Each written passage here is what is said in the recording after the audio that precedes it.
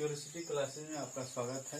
आज मैं chemistry bye पीके sir यानी पंकज कुमार मेरा नाम है। आज मैं आपको बताने जा रहा हूँ क्लास बेसिक केमिस्ट्री बताने जा रहा हूँ। क्लास 9 से लेकर 12 तक ये बेसिक केमिस्ट्री आपको काम आने वाला है। आज हम तत्व, धातु, अधातु, उपधातु पढ़ाने के बाद, बेसिक शुरुआत करने के बाद, तत्व के बारे में पढ़ाने के बाद आज मैं पार्ट 4 ला रहा हूँ। पार्ट 4 में आप लोग संयोजकता पढ़ेंगे। संयोजकता को अंग्रेजी भाषा में वैलेंसी कहते हैं और वैलेंसी जो शब्द है वो लैटिन भाषा के वैलेंसिया नामक शब्द से बना हुआ है। ये वैलेंसिया नामक शब्द से बना हुआ है जिसका अर्थ होता है, इस वैलेंसिया का जो अर्थ होता है वो पावर आर कैपेसिटी होता है। पावर आर कैपेसिटी इसका मतलब होता है संयोजन करने की क्षमता।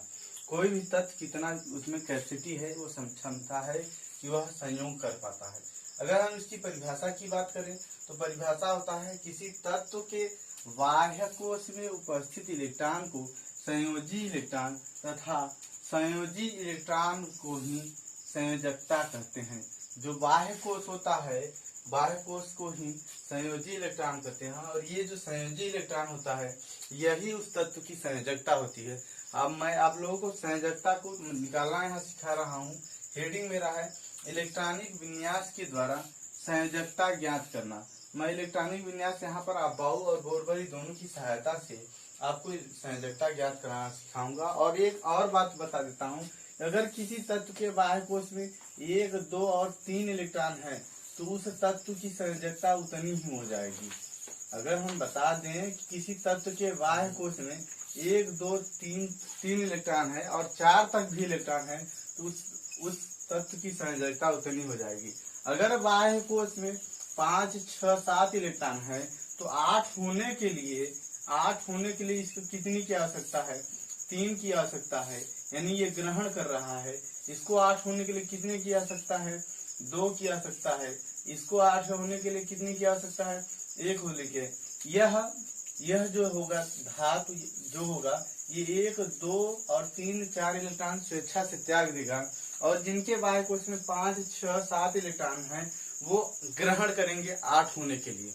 8 इसलिए मैं बता रहा हूँ दोस्तों क्योंकि यह चाहते हैं कि मैं भी अक्रिय गैस जैसा अक्रियता को प्राप्त करूं और किसी तत्व से संयोग न करूं, इसीलिए ऐसा करते हैं। मैं आप लोगों को मजेदार ट्रिक में बताया था कि S होल square, S square, PS square ये इलेक्ट्रॉनिक विन्यास करने का तरीका है। DPS स्क्वायर और FDPS स्क्वायर ये मैंने तरीका आपको बताया था। इसमें तरीका क्या होता है, जैसे मान लीजिए मैं आप लोगों को रुबिडियम की इलेक्ट्रॉनिक विन्यास सिखा रहा हूँ तो रुबिडियम की इलेक्ट्रॉनिक विन्यास दोनों बेसिस से मैं बताऊंगा आप लोगों को। एक बेसिस होगी अबाउ के नियम के अनुसार, एक बेसिस होगी बोरबरी के नियम। हम अबाउ के नियम को आधार मानकर बोरबरी की सहायता से ज्ञात कर सकते हैं। जैसे S स्क्वायर 2 बार लिख लेंगे, PS स्क्वायर 2 बार लिख लेंगे और DPS ऐसे 2 बार करके लिख लेंगे। हम गिनती करेंगे S 1 की शुरुआत 2 और 3, 4, 5। अगर P की शुरुआत की बात करें तो 2P, 3P, 4P और D की शुरुआत करें तो हो जाएगा 3D। हम बात करें S में अधिकतम जो इलेक्ट्रॉनों की संख्या भरी जाती है मैं आपको बता दूं 2 और P में 6, D में 10 और F में 14 इलेक्ट्रॉन भरे जाते हैं। इससे ज्यादा आपको इलेक्ट्रॉन भरने की आवश्यकता नहीं है। तो इसमें 2 भरोगे, इसमें भी 2, इसमें 6, इसमें 2, इसमें 6, इसमें 2, इसमें 10, ये टोटल आप जोड़ लोगे तो 30 हो जाएगी। इस बाह्य कोश में 6 भरोगे और इसमें 1 भरोगे। मैं बता देता हूँ आपको एक बार पुनः कि K कोश जो होता है, बता दूं K जो होता है वो पहला कोश होता है, L जो होता है वो दूसरा कोश होता है, M जो होता है वो तीसरा कोश होता है, N जो होता है वो चौथा कोश होता है। अगर बात बता दें यहाँ पहला कोश दिख रहा होगा आपको, ये मैं बोरबरी के अनुसार बताने की कोशिश कर रहा हूँ कि आप दोनों की सहायता से आसानी से संयोजकता को ज्ञात कर सकते हैं। अगर आप दोनों के आधार पर ज्ञात करना सीख जाएंगे तो संयोजकता आपको पता चल जाएगा। और ये सब संयोग इसलिए कर रहे हैं कि ये सभी तत्व चाहते हैं कि हम भी अक्रिय गैस जैसा अक्रियता को प्राप्त कर लें। मैं बता दूं कि कोश में जो इलेक्ट्रॉन संख्या 2 है, L कोश माने दूसरा दिख रहा होगा तो 6, 2, 3 है 8। M कोश बता दें तो ये है M कोश, ये है तो 10, 6, 16, 16, 2, 18 आपको दिख रहे होंगे। अगर बता दें N कोश की, N चौथा दिख रहा होगा आपको, तो चौथा में देखिए 6 2 8 इलेक्ट्रॉन दिख रहा है। अगर बता दें अगला कोष की है 5वां कोष वो कोष होगा, इसमें इलेक्ट्रॉनों की संख्या 1 है। मैं आपको पुनः बताता हूं कि अगर किसी तत्व के बाह्य कोष में 1 2 3 इलेक्ट्रॉन 4 इलेक्ट्रॉन तक है, वही उस तत्व की संयोजकता होगी, और इस तत्व की जो संयोजकता हो जाएगी वो 1 हो जाएगी, क्योंकि बाह्य कोष में कितना है 1 है। और इस परिवार में आप देखेंगे ये पूरा टोटल परिवार धन 1 जो दिख रहे हैं, ये टोटल परिवार की आप बैलेंसी के अनुसार, इसी के अनुसार बोरबरी और अबाउ नियम के अनुसार, दोनों के अनुसार आप संयोजकता ज्ञात कर सकते हैं। इसी तरह से ये +2 जो दिख रहा है इसका भी ज्ञात कर सकते हैं, इसका भी और इसका भी। अंतर यह है ये बाह्य कोष 1 है, ये चाहता है कि मैं अक्रिय गैस को प्राप्त कर जाऊं, इसलिए ये 1 इलेक्ट्रॉन त्याग देता है। जब त्यागता है तो उस पर उतने धन आवेश आ जाते हैं, और जितने धन आवेश आ जाते हैं वही उस तत्व उस वर्ग में समूह में रख दिया जाता है। इस पर वर्ग में जो hydrogen, lithium, sodium, potassium, rubidium, caesium और फ्रांसियम रखे गए हैं, ये सभी की बाह्य कोष में 1 इलेक्ट्रॉन होते हैं, और जिनके भी बाह्य कोष में 1 इलेक्ट्रॉन होंगे वो 1 2 3 और 4 इलेक्ट्रॉन को त्यागेंगे, और जब त्यागते हैं तो वह धातु के रूप ग्रहण कर लेते हैं। इसी आधार पर मैं अगला बताने जा रहा हूँ। देखिए आप लोग इसी तरह से आप लोग आसानी से कर सकते हैं। को बताने जा रहा हूँ। आप स्ट्रांसियम का भी देखेंगे तो वैलेंसी 2 होता है, और कैसे होता है आप बाउक नियम के अनुसार बताते हैं और बोरबरी दोनों के नियम के अनुसार बताते हैं। आप लोग देखेंगे ट्रिक में हमारे लिखा है, मजेदार ट्रिक में, इसको 2 बार आप करना है। कितनी बार करना है? 2 बार। ये डीपीएस की बात बताते हैं, इतने इलेक्ट्रॉनों में आ जाएंगे, अगर नहीं आएंगे तो आपको दिखाया जाएगा। हम फिर से आपको बता दें कि एक कोष में पहला कोष है, ये दूसरा कोष है, एम तीसरा कोष है, एन चौथा कोष है, ओ 5वां कोष है, और KLMNO P 6ठा कोष है। ऐसे कोष को बढ़ाते चले जाएंगे। ये 1 से शुरुआत करेंगे। हम बता दें इधर एक और टेग लाइन बना दें। यस की शुरुआत 1 से, P की शुरुआत 2 से, और D की शुरुआत करेंगे 3 से, और F की शुरुआत करेंगे 4 से। इसी तरह इसमें इलेक्ट्रॉनों की संख्या 2 भरेंगे, इसमें मैक्सिमम 6 भरेंगे, इसमें मैक्सिमम 10 भरेंगे, इसमें मैक्सिमम 14 भरेंगे। इससे ज्यादा इसमें इलेक्ट्रॉनों की संख्या नहीं फिल करनी है। एक 1s 2s 3s 4s 5s।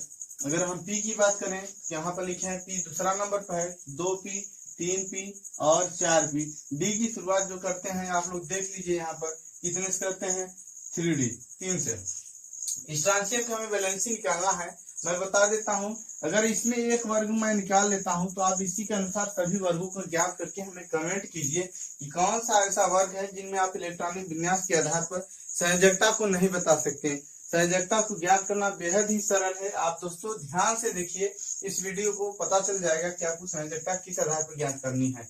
Yes में आपको मैक्सिमम भरनी है 2, और पी में मैक्सिमम भरनी है 6, यस में भरनी है 2, और इसमें 6, और इसमें 2, और इसमें 10। आप टोटल जोड़ लीजिए, हो जाएगा आपका 30, और इसमें भरेंगे 6, इसमें 2 भरेंगे 38 हो जाएगा। और हम आ जाए अपना आधार बना लें, KLMNO देख रहे हैं 5 कोष तक है वो, तो ये 1 दिख रहा है अर्थात K कोष की बात कर रहा है। इसमें 2 दिख रहा है अर्थात 6 2 8 हो गया, कितना हो गया? L कोष की। और 3 वाला जहां जहां 3 वाला है 10 6 16 2 18, ये है M। इसी तरह M की बात करें जो 4 है, तो 4 देखें 6 2 कितना है? 8। इसी प्रकार O की बात करें तो 5 में कितने भरे गए हैं? 2। हमने एक बार आपको बताया कि अगर किसी तत्व के बाह्य कोष में 1 2 3 और 4 इलेक्ट्रॉन है तो यह उतने इलेक्ट्रॉन त्यागेंगे, और जितने इलेक्ट्रॉन त्यागेंगे उस तत्व की संयोजकता उतने हो जाएगी, अर्थात स्ट्रांसियम की जो वैलेंसी हो जाएगी वो 2 हो जाएगी। दोस्तों मैं आपको बता दूं कि अगर आपको 1 से 7 तक तत्व ज्ञात नहीं है और याद नहीं है तो आप इलेक्ट्रॉनिक विन्यास यानी संयोजकता, अर्थात हम यूं कह ले केमिस्ट्री के बारे में कुछ भी नहीं जान सकते, इसलिए कम से कम 1 से 7 तक तत्वों को आसानी से याद कर लीजिए, और इसका स्पेलिंग सहित प्रतीक सहित आप आसानी से ध्यान दे लीजिए। इसी तरह से मैं इस वर्ग में 1 बता दिया, इस वर्ग में 1 बता दिया, अब सारे वर्ग का आराम से इलेक्ट्रॉनिक विन्यास कर सकते हैं। इसी तरह से इस वर्ग में 1 बता देता हूं। जैसे इस वर्ग में आपको बताना चाहूँ तो सल्फर 16 का बता देता हूँ। इसका भी देखिए बहुत आसान है। क्या करेंगे? ठीक हमारा है S² PS², इतने में हमारा हो जाएगा। देखेंगे 1s 2s 3s और 4s। पी की शुरुआत 2 से और 3 से। इसमें कितने भरेंगे? 2 भरेंगे। इसमें कितने 6 भरेंगे। इसमें कितने 2 भरेंगे। इसमें कितने 6 भरेंगे। बता दे 2 2 4 6 4 10 10 2 12 और 12 4 16। हम यहाँ ध्यान देंगे के एल एम एन इस विधि द्वारा। तो इसमें देखेंगे के में भरा जाएगा 2, एल में देखेंगे 8, एम में देखेंगे तो 4 2 6। और हमने बताया कि किसी तत्व के बाह्य कोश में यदि 5 इलेक्ट्रॉन है, 6 इलेक्ट्रॉन है, 7 इलेक्ट्रॉन है, अगर 5 है तो ये 3 ग्रहण करेगा, 6 है तो 2 ग्रहण करेगा, 7 है तो 1। ये क्यों ग्रहण कर रहा है, क्यों त्याग रहा है? ये त्याग इसलिए रहा है क्योंकि ये अभी बाह्य कोश में 8 हो गया। अब 8 हो गया तो अक्रिय हो गया। ये अक्रिय हो गया तो इस ट्रांजिशन क्रिप्टॉन की भांति व्यवहार करता है। और जो तत्व अक्रिय गैस जैसा सभी तत्व ये चाहते हैं कि अगर हमें इलेक्ट्रॉन त्यागना पड़े तो मैं त्याग दूं, अगर ग्रहण करना पड़े तो मैं ग्रहण कर लूं, और मैं उस तत्व के जैसा व्यवहार करने लगूं जो किसी से क्रिया नहीं करता। और सभी तत्व यही चाहते हैं कि मैं स्थायी तत्व बन जाऊं। ऐसी स्थिति में ये 2 इलेक्ट्रॉन ग्रहण करता है। मैंने आपको एक बार और बता देता हूं कि अगर बाह्य कोश में 1 2 3 और 4 इलेक्ट्रॉन है तो वह उतने इलेक्ट्रॉन त्यागेंगे, और जितने इलेक्ट्रॉन त्यागेंगे उस तत्व की संयोजकता उतनी होगी। अगर बाह्य कोश में 5 6 7 है तो वह बाह्य कोश में यदि 5 6 7 है तो ऐसी स्थिति में 5 होने के लिए तो 8 होने के लिए 3 की आवश्यकता है, 6 होने के लिए 2 की आवश्यकता है, क्योंकि 8 होना चाहते हैं, 8 मतलब अक्रिय होना चाहते हैं। ये अब 8 हो गया तो इस तत्व की संयोजकता 2 हुआ, और इसलिए 2 हुआ क्योंकि यह 2 इलेक्ट्रॉन ग्रहण किया है। इसलिए देखेंगे